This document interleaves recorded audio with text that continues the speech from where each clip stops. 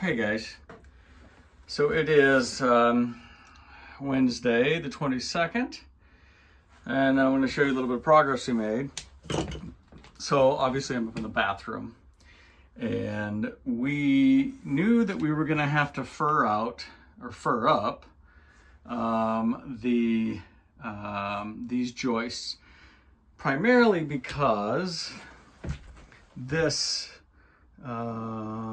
joint flange, what would you call that, on that cast iron for the toilet sits proud of the top of the joist by about 1.25 inches. So we figured we would just put 1.5 inches furring strip on these things. So we started last night, we did all of these, and we threw a level on it, and it was not level, decidedly not level.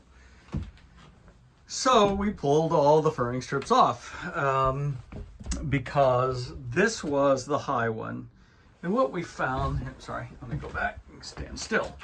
What we found is that this joist is level, running, so this is north, that's south, that's east, that's west. So running north to south, which is what these joists run, that joist was level.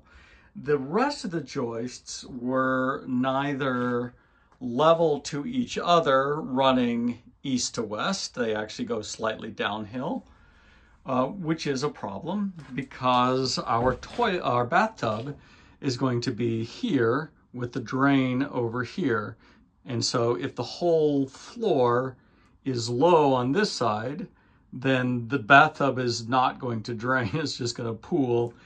Or worse, it's just going to be flat or level in the tub itself because it is, it should be sloping this way. The floor slopes this way. They'll balance each other out, and it'll be a neutral drain in the bathtub, which is no good. So what I did is I got a nice straight 2x4. I looked at getting a 6-foot level, but man, they're expensive, so I decided not to do that. So I got a nice straight 2x4, and I put it on so that this is level. So that's the joist, and with what is 1.5 inches. And these joists over here, the one farthest down measures somewhere between 2 3/8 over there on that end, and 2 5/8 on this end. So all of these joists also, they are not level, running south to north. So the south is the high side, the north is the low side by about 1/4 inch across the whole room. So if I'm going to cut furring strips, I might as well just, do them right. So I'm going to go cut some furring strips that are essentially custom cut for each of these joists because, as you can imagine, if it goes downhill this direction, then this joist furring strip is slightly more than 1.5 inches. This is, so let's say this is in, and this is in plus, 1 5/8, and this is in plus 1 3/4, and this is in plus, etc., as it goes sloping down. And then also we have another 1/4 inch that we have to gain this way. So if it's let's say 1 3/4 on this end, it's actually 2 inches on this end. So yeah, it's a lot to keep track of, but I think I can do that. I'm up to the challenge, and I've got some extra wood. So that's what I'm going to go do. I'm going to go cut those now, and before we lose the daylight, and see if I can get these in. And that would be a good thing. So I'm gonna go work on that. Also yesterday, what I worked on, let me grab my board here. Ooh, turn my light off, so it blinds me, sorry about that. Also yesterday, what I worked on was getting that beam, that built-up beam in the kitchen. My structural engineer said, well, that addition's probably been there 10, 15, 20 years and it's not moved yet. And that is true. The only issue, of course, is the fact that that wall is directly below, or this joint is directly below where we're putting the bathtub. So I would hate for this thing to sag even a little, because what it's going to do is it's going to crack my drywall.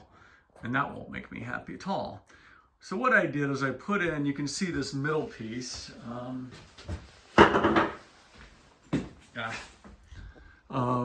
So this is the original. I put in this little middle piece because there was already a little piece stubbed out here and over there. I'm not sure why. So I put that middle piece in, and then I put this 2x10 in over onto the top of the wall and onto the top of the wall there. And then I screwed the hell out of it. So hopefully that'll work out fine. And yeah, so I'm going to go cut those all those furring strips now, and I'll be right back with you. So while Preston drills the holes for the furring strips, which I have all cut, I was looking at this 2-wire, this old knob and tube that comes up through here. And I'm wondering where the hell that goes.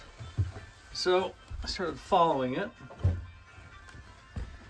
It hits there, it goes back through the joist, and hey, look, they buried a connection underneath a bunch of insulation. Now that, and it's 2-wire, and it's insulated, which it shouldn't be, because 2-wire doesn't get insulation around it. How in the hell this house doesn't burn down, I don't know. So as you can imagine, we are not going to use that. Hey guys, it's Saturday the 25th, 24th, 20-something. And we are done for this week. So we've got all of the, what do we call these? Furring strips. Yeah, furring strips in. I unfortunately cut that one a little short, a little thin, so I am not going to go cut a new one. So we just shimmed that one, but the rest of them are good. So we actually have a level floor now, which is great. So that's the bathroom. We got this cleaned out. We've got all the old galvanized pulled. You can see the hole where the galvanized came up right there. And then there's one on the other side of that joist. So we've got all those cleaned out, and that's ready for to receive copper to come back up. And then the copper will come out here, here, and over here for the toilet. So that's really handy to have that ready to go. That whole wall is cleaned out all the way to the basement, so it'll be an easy run for the plumbers. We have what we did with these furring strips is we glued and screwed them. So essentially we made our own little glue lamb. So instead of a 2x, what was that, 8, now we have a 2x10 joists, and we really put a lot of screws in. So it should be robust. It should be beefy. It should be ready to go. And now we can actually start on the bathroom electrical. And the next step on that will be to get a main run up here, because you need each bathroom on its own circuit according to current code, and there's no reason we can't do that. So we'll come up, and that way we're going to get rid of that outlet. We're going to make that a double switch bank, because one of those switches will control a light fan, which we'll put it in the ceiling. We'll have an outlet here. That's the vanity, if you remember. We'll have an outlet here. We'll have an outlet there. And there's one currently here. I guess we can keep that one. It is updated wiring. Is it? Yeah, no, it's updated wiring. I'm just not sure where it gets fed from. Down there, maybe. Anyway, so that's the next step for the bathroom while we're waiting for the plumbers to come do their thing. In the meantime, we have fixed the wiring. Fixed the wiring in the kitchen. I think I had mentioned hitting a wire with the drill, and there it is. And yes, definitely nicked that. Nicked that black wire. I cut all the way through it. So what we did is we have a new wire. This was all the way down. This was the initial run down to the breaker box. So we have a new initial run coming up with this wire. And so what it does is it goes over and it feeds that outlet, that light. From there, you've got a wire that comes down to a switch, and then this feeds that box, and then you have a loop run coming from there down to the second switch. So each of these lights is controlled independently. Interestingly, here's the interesting thing. I couldn't figure out what this cluster of wires was for. Why in the world did they run 3-wire, 12-3 up here?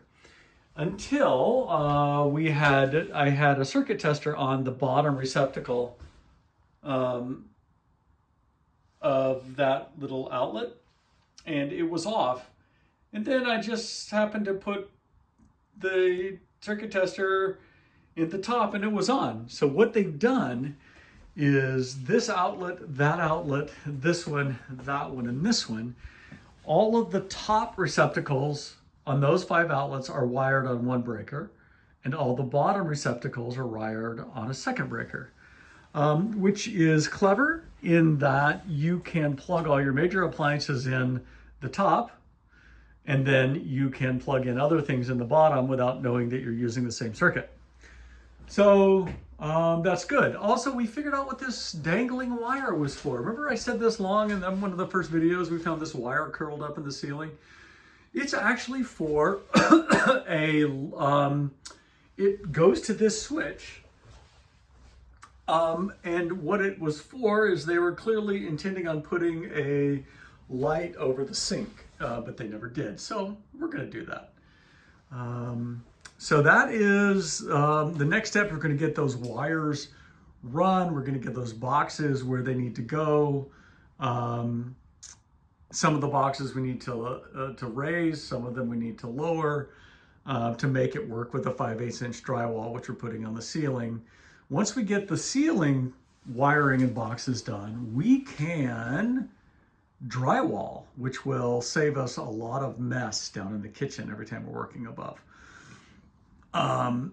And then we're also we've decided that we are going to, instead of having this paneling run all the way up, we're going to do wainscoting.